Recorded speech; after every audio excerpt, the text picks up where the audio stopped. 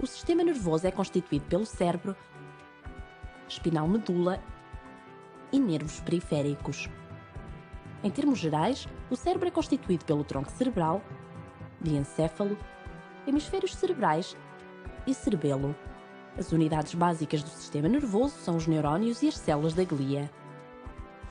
Cada neurónio é formado pelo corpo celular, onde se localiza o núcleo, pelo axónio e pelas dendrites. No cérebro, existem cerca de 100 mil milhões de neurónios e cada um comunica em média com outros 10 mil neurónios. Este número é astronómico e aproxima-se do número de estrelas que os cientistas estimam existir no universo. Os neurónios integram sinais elétricos como se o seu corpo celular fosse uma calculadora. É como se somasse sinais excitatórios e inibitórios, enviando uma mensagem para o axónio quando a soma resultante é positiva. Esta mensagem é propagada ao longo do axónio pela geração de potenciais de ação.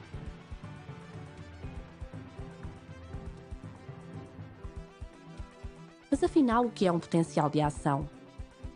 Vamos voltar um pouco atrás, até junto do corpo celular, para compreender a natureza deste impulso nervoso. Em situação de repouso, o neurónio possui um gradiente eletroquímico dinâmico através da sua membrana plasmática. Este gradiente é conferido pela diferença na concentração de diversos íons dentro e fora da célula e pela carga negativa das inúmeras proteínas que existem no seu interior. Apesar de outros íons influenciarem o potencial transmembranar, vamos dar particular atenção aos cationes potássio e sódio. Em repouso existe uma maior concentração de íons potássio no interior da célula relativamente ao exterior. Opostamente, a concentração de íons sódio no interior da célula é menor do que no exterior. Este gradiente de concentrações de repouso é gerado principalmente pela entrada de íons potássio para compensar o excesso de cargas negativas devido às proteínas. A presença de canais de potássio que se encontram abertos na membrana em estado de repouso torna-a muito mais permeável ao potássio do que ao sódio. Esta permeabilidade seletiva da membrana faz com que o potencial de repouso possa variar entre menos 60 e menos 90 mV. Quando um neurónio é estimulado, observa-se uma despolarização da membrana para potenciais mais positivos, seguindo-se uma repolarização que faz com que a membrana retome o potencial do seu estado de repouso. Esta variação de potencial transmembranar origina e caracteriza um potencial de ação. Vamos agora ver todo este processo em maior detalhe. No início de um potencial de ação, ocorre a abertura de um grande número de canais de sódio sensíveis à voltagem. Isto permite uma súbita entrada de sódio, causando uma rápida despolarização localizada da membrana plasmática, o que por sua vez faz com que mais canais de sódio abram.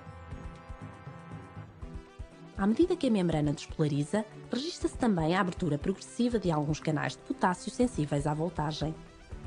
Em poucos milissegundos, o potencial de membrana pode atingir mais 30 mV. Nesta altura, os canais de sódio sensíveis à voltagem começam a fechar, observando-se a abertura de um número maior de canais de potássio sensíveis à voltagem. Isto faz com que os íons potássio fluam para o exterior celular, provocando a repolarização da membrana. Este rápido fluxo de potássio causa hiperpolarização, aproximando o potencial de membrana do potencial de equilíbrio do potássio. No decurso desta repolarização, os canais de potássio sensíveis à voltagem fecham. O gradiente iónico é restabelecido em grande parte devido à ação da sódio-potássio ATPase, cuja atividade foi variando no decurso do potencial de ação. Esta atividade é muito importante e envolve cerca de 25% do consumo energético no homem em repouso. A presença de uma camada isolante de mielina ao redor de alguns axónios permite que a transmissão do potencial de ação ocorra mais rapidamente. A camada de mielina ao longo do axónio é descontínua, existindo pequenas zonas do axónio expostas ao meio extracelular com uma maior densidade de canais de sódio sensíveis à voltagem. Isto permite uma mais rápida propagação do sinal de forma saltatória pelas regiões não mielinizadas. Os canais de sódio sensíveis à voltagem desensibilizam temporariamente depois de cada potencial de ação, o que faz com que a onda de despolarização característica do potencial de ação seja sentida nos canais de sódio presentes no nódulo seguinte e não no anterior. É assim garantida a condução unidirecional do potencial de ação ao longo do axónio. Em determinadas situações, pode ocorrer um desequilíbrio entre sinais excitatórios e inibitórios, levando a uma hiperexcitabilidade das redes neuronais. Neste estado, pode desencadear-se uma crise epilética. De modo a combater estes episódios, foram desenvolvidos fármacos que tiram proveito da investigação fundamental sobre o modo de atuação de determinadas toxinas naturais. Estas são utilizadas por várias espécies, quer para fins de defesa contra predadores, quer para provocar a paralisia das suas presas. O veneno do Corno geographus, uma espécie de caracol marinho, contém um cocktail de peptídeos e outros compostos, entre os quais alguns que bloqueiam os canais de sódio sensíveis à voltagem, interrompendo a transmissão dos potenciais de ação nas células nervosas. Este efeito provoca paralisia e foi adaptado por estas espécies como estratégia para imobilizar presas muito mais velozes.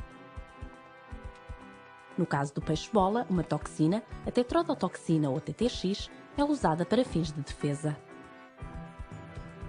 Esta neurotoxina interage com os canais de sódio sensíveis à voltagem, bloqueando a entrada do canal e impedindo a entrada de sódio e, consequentemente, o início ou propagação de um potencial de ação. Este conhecimento permitiu o desenvolvimento de alguns fármacos antiepiléticos que atuam sobre canais de sódio sensíveis à voltagem de modo semelhante à TTX, podendo atuar, no entanto, em regiões distintas do canal. Estes fármacos impedem que o sódio atravesse os canais, levando à inibição da propagação do potencial de ação e consequente diminuição da atividade das redes neuronais.